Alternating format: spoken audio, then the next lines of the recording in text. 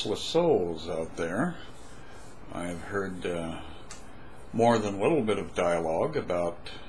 how people are somewhat frustrated with the fact that they're surrounded by people who are lower vibration, or people who are just somehow not quite up to snuff as far as our personal concerns, as far as our personal desires for interaction. And this is kind of an interesting discussion, because the vision that came through yesterday was very, very clear and very, very lucid. And I got that strong impression that every place you've been and everything you've done and everyone you have been in association with, there was a purpose in that contact, that interaction, and most especially in those other souls that are around you. And when Spirit was dispensing the message to me, as it were, I got a very clear sense of my own personal life and all of the upheavals and all of the dynamics and all of the craziness. And yet, if I stop and am honest with myself and review everything in the order of my evolution as a human being, I recognize that at the core of this entire adventure in the material world, there was in fact a result that has forced me to look at things that I didn't want to look at, and that has caused me to struggle in the midst of situations that ultimately were a catalyst for evolution and transformation. One of the things about A Course in Miracles is that it is a very core experience when you begin to read it, when you begin to have it affect you, which it will do. If you pick up the book and just read the first page, it is going to have an effect. And that may not be something that is noticeable in the first hour or the first day or the first year, but it is a systemic process that begins to evolve, that begins to advance as we introduce that first spark of some level of illumination. And one of the things in the Course that is often brought into very clear focus for us is that we are the light of the world. So within this whole process that is unfolding, you are the light of the world, I am the light of the world, everyone is the light of the world. How come we're so dysfunctional? How come we are not getting things accomplished that is healing and rewarding, elevating for humankind as the collective? Well, perhaps it's because in many ways the only way that the collective is going to make the next big step is not by some new age woo-woo experience where the sun has a solar flare and there are a billion different shifts that occur as a result of that. It's every individual within their own consciousness and with the advancement of their thinking to the point where there is recognition of self as divinity and recognition of self as spirit. So when you are frustrated, when you are feeling like you don't have the friends that you would like, or that you have been placed in an environment that is all wrong, everything here is messed up, then you're listening to the ego, and the ego is never going to be happy with anything that it imagines that it has created.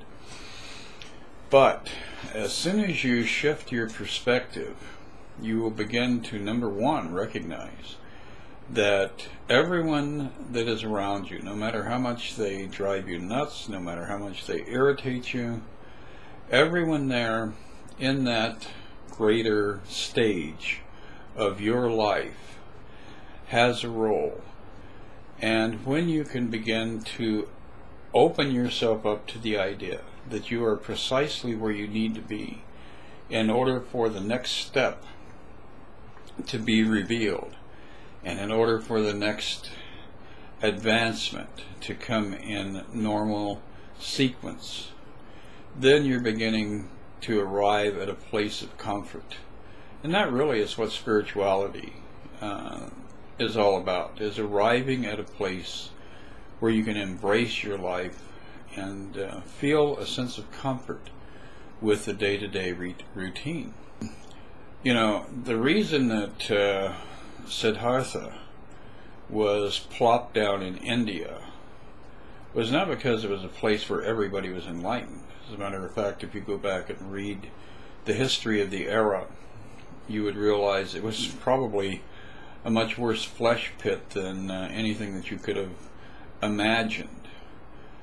And the reason Jesus landed in the Middle East at precisely the moment he did, and all the other great spiritual teachers, they enter into a realm that desperately needs someone to acknowledge that inner light, to come to the awareness that I am the light of the world, and I will perceive the light in all of those around me. Now, that doesn't mean that you have to stay in one spot and struggle for your entire existence, but it does mean that as you recognize this fundamental truth, it is going to unravel the bonds. It is going to unlock the padlocks that you have got on your arms and legs, and all of the effort and striving in your life is going to start advancing in new directions. So if you're feeling discontent, frustration, disharmony, anger with your surroundings and with the people within your surroundings, perhaps the place that you might want to initiate change is within your own self. Recognize that you are precisely where you need to be at precisely the right time. And as you open yourself up to see the divinity in those around you, you will suddenly see them either magically transformed in front of your eyes, or else they will vanish because they no longer are attracted to that interaction with you that is based on friction and disharmony and unhappiness. So the big theme for this final quarter of this moon, as it is waning down and preparing itself to move into that union with the sun, is to allow yourself to penetrate the illusion that you are not where you're supposed to be, and to penetrate the illusion of unhappiness, and recognize that you have the option of being happy wherever you are, whenever you are experiencing the reality that you have created. It will cause you to come to the surface, to arrive at a higher plateau, and within that you will notice changes and advancement, and suddenly the world will take on a whole different character. So as the moon continues to diminish, perhaps our sense of disharmony, our sense of improperness, our sense of corruption in our environment can also dissolve away, and we can arrive at a place where we realize we're precisely where we need to be. Just as Jesus and Buddha and everybody else who's come to a state of awakening realizes that their role in the current surroundings is to be that light, and that will spark the light in others, and it will advance the evolution not only of you as a personal soul, but of all of those that you come in contact with. So this is an interesting theme to play around with. Those of you who are joining me on the journey with the various dreams and visions and insights that come bubbling up, I think that you might actually feel a little bit more empowered, a little bit less out of control,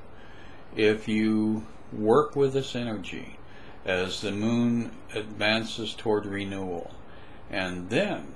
there will be a new birth. And let us not forget that one of Jesus' most powerful statements was about being born again. And perhaps that is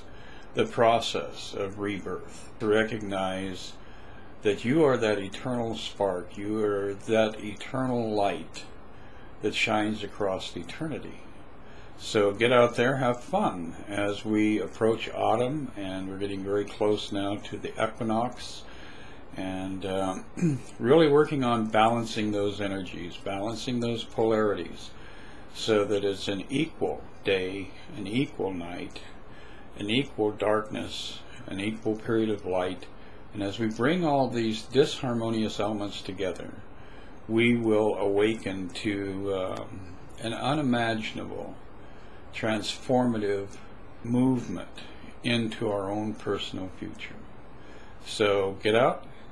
share the love, circulate, enjoy the air, enjoy the presence of all of the natural elements around you, and I'll be talking to you soon.